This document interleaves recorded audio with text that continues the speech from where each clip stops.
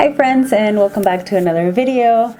Today I just want to talk about something that I kind of have been wanting to talk about for a while, but I was most recently re-inspired to make this video by watching a video by Kaliechips. If you have not seen her videos before, wait, hold on, let me rewind. If you have not seen one of my videos before, then hi, welcome. My name is Anna. I am the proud mom to a 1-year-old and a 3-year-old, and I unfortunately miscarried 5 months ago.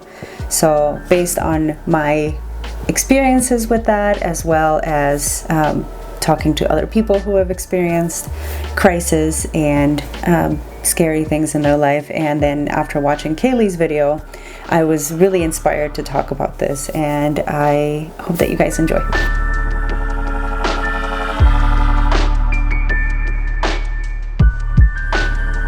So if you don't know who Kaliechips is, she is a content creator here on YouTube, and she makes videos about living with terminal brain cancer.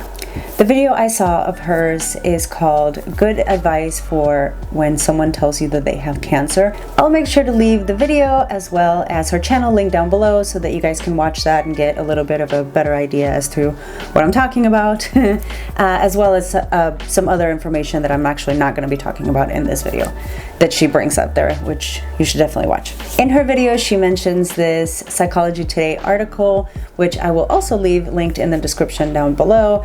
And part of her video shared the specific part of the article, which I am also going to be sharing with you guys right here, which states, "Your own pain and your desire to fix are common and well-intentioned, springing from your emotional empathy. But these particular attempts at support are inappropriate and even harmful because you essentially shift the spotlight away from the person who is suffering and put it on yourself.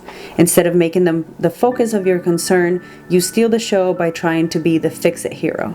Sharing your own woes, pointing out blessings in disguise, shrugging off consequences as fate or God's will, or dismissively explaining how the situation isn't that bad because here's how it could be worse.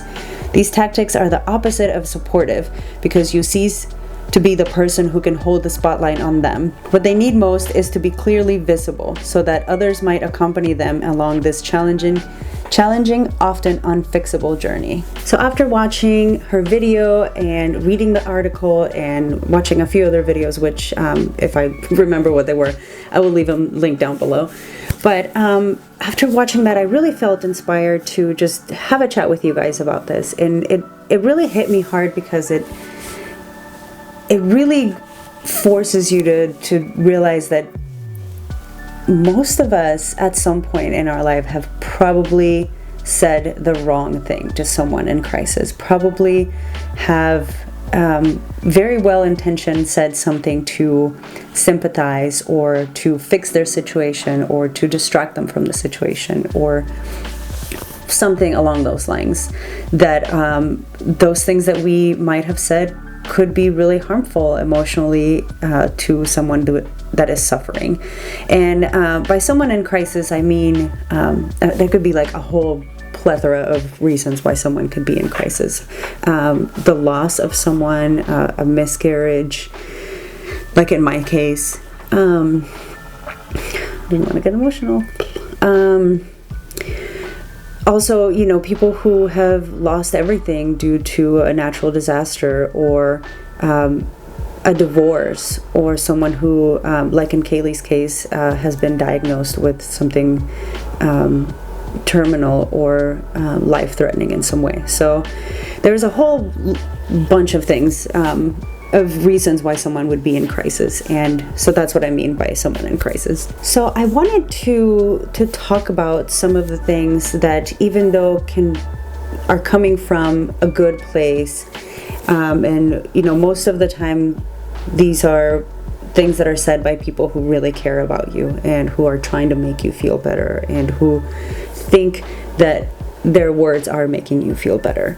But like the article mentioned and like Haley mentions, they can be very harmful and they can be hurtful and they can be things that make the person in crisis feel less validated or feel like maybe they don't have the right to feel the way that they do because someone else is worse, or because whatever else.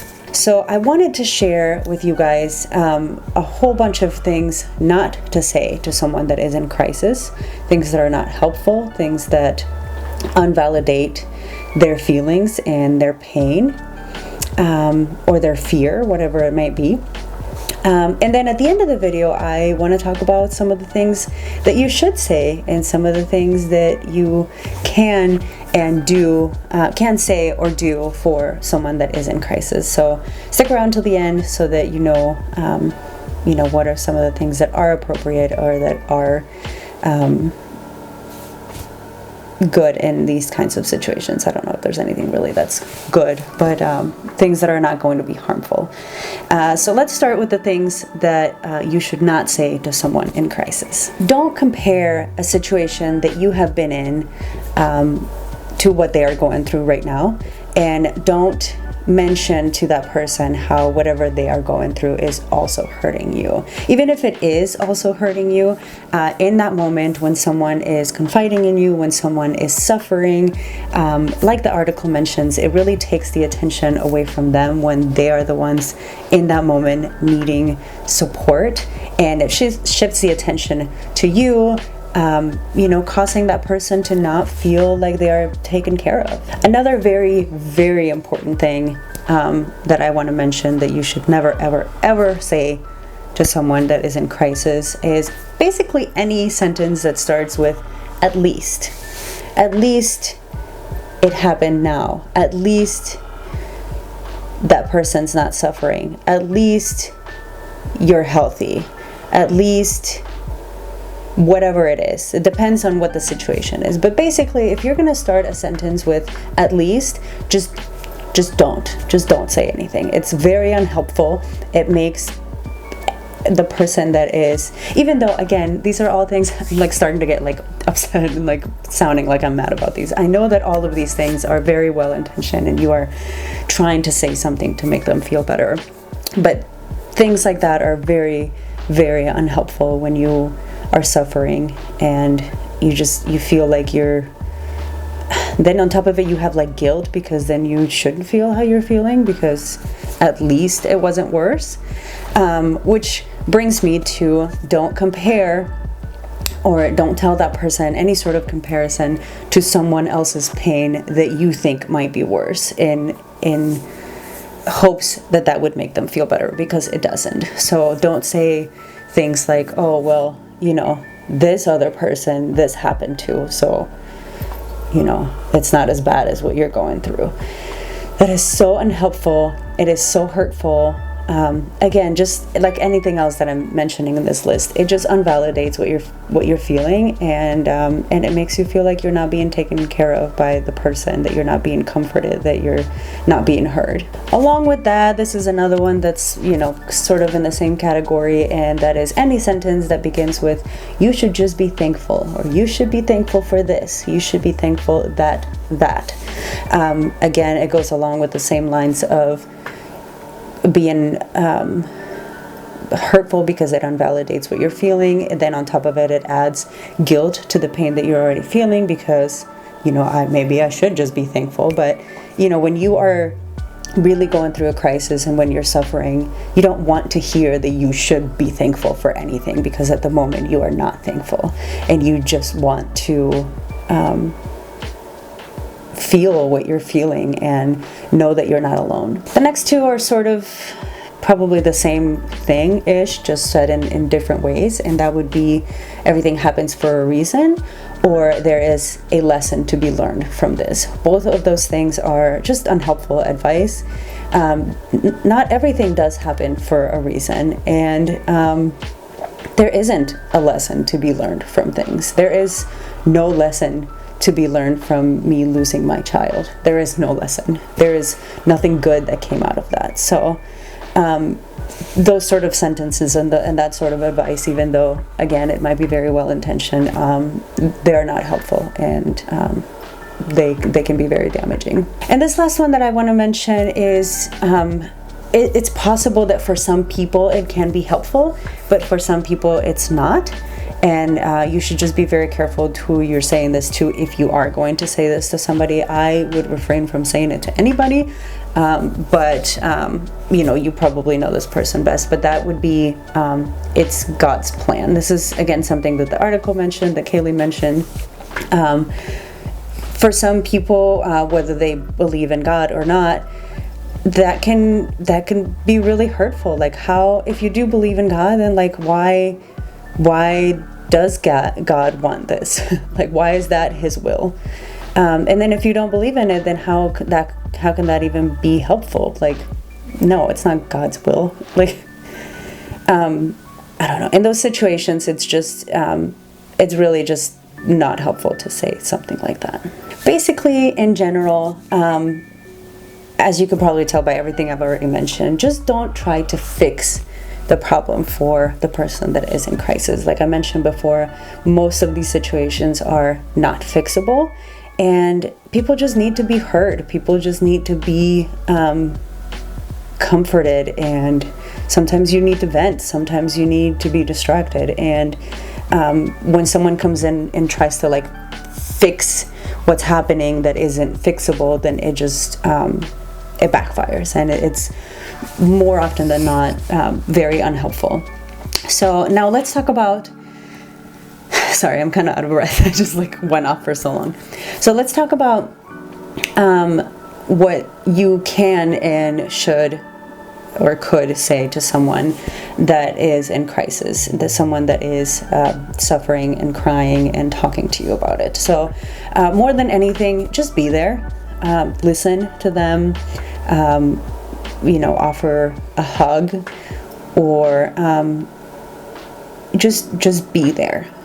And don't be afraid to ask what they need. Everybody's a little bit different, and everybody might need something different from day to day. So don't be afraid to ask the person that you that you love, that is suffering, what they need. Do they need space? Do they need comfort? Do they need food? Do they need help with something around the house? Do they need to just be left alone? Do they need a hug? Do they need a distraction? Most likely the person will tell you what they need at the moment, and it can change the next day. So check back on them, make sure that the person knows that you're there, and just be there. And if you do feel the need to say anything, then you can say things like, I am sorry, what can I do for you, I'm here for you, I love you. And just don't be afraid to just be forward with them and be like, I want to help, and I know that this isn't something that I can fix, but just tell me what you need right now, and if I can do something that can help you in this moment, then I will. And then if you are the person who is in crisis, don't be afraid to ask your loved ones for what you need. These are people that love you. These are people that are there, and even though sometimes they make comments like the ones that we talked about, it's all coming from a good place. It's all coming from a way that they can try and figure out how to help you. And these people are saying these things because they care about you, because they want to see you not suffering. So if you are just honest with them, they will most likely obey your wishes. I don't know if obey is the right word. They will do whatever it is that you're asking them to do. So if you're in crisis, don't forget to just ask for what you need. It's important. And as I mentioned, all of this can vary from person to person, from day to day, from minute to minute.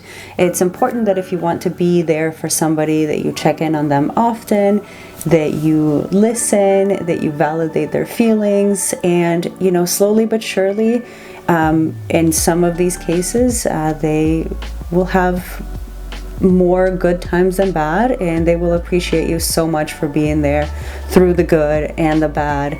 And they will be so thankful that you were someone that was able to help them, even just by listening. so much help. I mean, this is one of the reasons why people, myself included, like therapy so much and find therapy so helpful, because this is someone that literally just listens to you. This isn't someone that's trying to like tell you what maybe you should do differently, or like how you should just be thankful, or comparing any other person's situation. This is just someone that actually is validating how you're feeling and listening. And that's, you know, it's huge. It's huge when you are suffering and when you are in crisis, and you can be that for somebody.